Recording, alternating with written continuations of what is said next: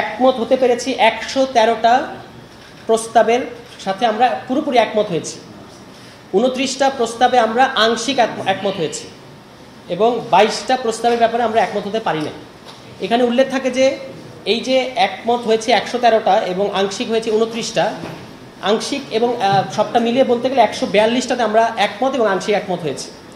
অনেকগুলোর ক্ষেত্রে এরকম হয়েছে যে একমত হওয়ার পরেও আমরা অনেকগুলো মন্তব্য করেছি, যে পাশে যে মন্তব্য ঘর।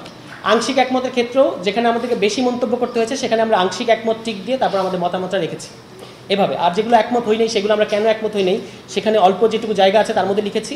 সামনে যখন আমরা আরও বসবো তখন সেগুলো ব্যাপারে আরও ডিটেলস আমরা তাদেরকে বলবো।